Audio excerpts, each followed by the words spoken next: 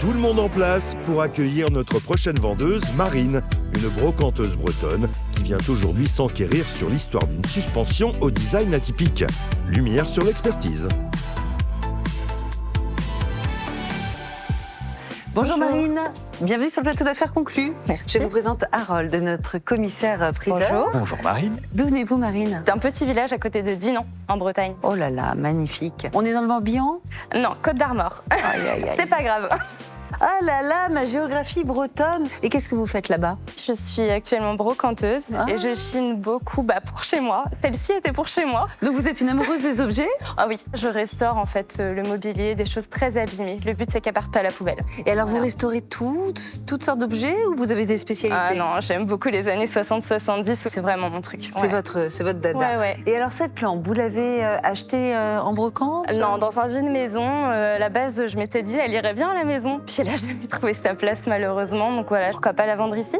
Puisque je ne sais pas trop d'où elle vient, donc ça serait chouette. Eh bien, d'en nous allons apprendre. mener l'enquête ensemble avec Harold. Déjà, première chose, j'aime bien faire un petit peu le noir pour voir comment la lampe éclaire, avec mon pouvoir magique. Merci. Écoutez, c'est très doux comme Oui. éclairage. Effectivement, puisque vous avez deux globes en verre opalin, l'un teinté orange, l'autre blanc, et c'est pour faire un éclairage d'ambiance, Oui. pour éclairer un couloir ou une toute petite pièce.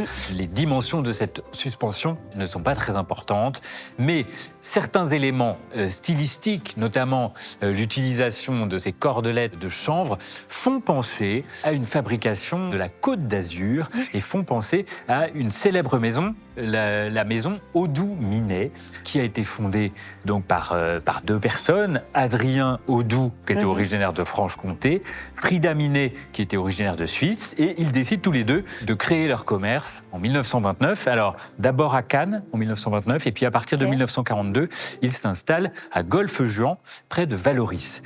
Et ils sont surtout connus parce qu'à partir des années 50, ils vont proposer toute une gamme de mobilier pour les personnes qui partaient en villégiature sur la Côte d'Azur et qui avaient besoin de meubler leur maison. Et c'est à ce tressage qu'on les reconnaît. Et c'est notamment l'utilisation de cordelettes de chanvre, mais aussi des matériaux naturels, au bambou, au bois naturel, à la cordelette de chanvre, voilà, des matières dans les tons beige, une gamme chromatique qui est vraiment clairement identifiable. Le seul problème, c'est que Audoux-Minet ne signe qu'avec notamment une petite étiquette qui reprend le nom avec un jeu de mots, puisqu'ils avaient un petit chat bleu sur leur logo. Et donc, certains meubles portent cette étiquette, et puis d'autres meubles n'en portent pas. Et les créations, notamment les créations de luminaires, n'ont jamais de signe distinctif. Donc vous êtes en train de dire qu'on ne sait pas vraiment On ne si sait c'est pas. Eh bien Audoux. voilà, on est dans le flou. Donc on est dans le même cas. On est dans le flou. Vous en Et alors- étiez là dans votre Moi enquête. aussi. Et lorsqu'on oui. va sur Internet, on trouve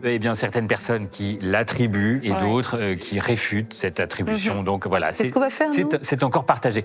Mais je pense que quand on dit attribuer à, on ne prend pas de risque. On dit que c'est dans l'esprit, ça correspond à la même époque de production, mais on est presque sûr, mais on n'est pas totalement sûr. Mais ça a un Et donc- impact sur l'estimation, Harold? Le attribuer à? Alors oui, effectivement, si j'étais catégorique et que je pouvais vous affirmer à 100%, je serais moins prudent en termes d'estimation. Là, il faut garder une petite prudence puisqu'il y a une part d'aléa.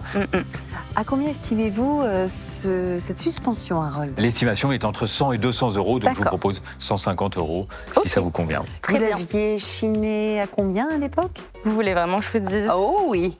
à 2 €. Oh là là là là, chance pour vous. C'est une très bonne chineuse. Bravo. Leur dites pas là-bas, surtout vous leur dites pas. À part si vous le demandez en toute fin, Tout à fait. Je garde secret. d'enchère. Bravo. Merci. Voici le passe-affaires conclu. Belle Merci. vente à vous. Merci beaucoup. Au revoir. Mais comment on peut vendre cet objet de 2 €? C'est fou. Mais oui, ce sont des gens qui ne se sont pas bien renseignés. Mais pourquoi ils ne regardent pas Affaires conclues? Oui, parce que vraiment, la cordelette de Bah chambre, oui, même ça, moi, ça devrait les qui mettre suis sur la novice, piste. j'aurais vu ça.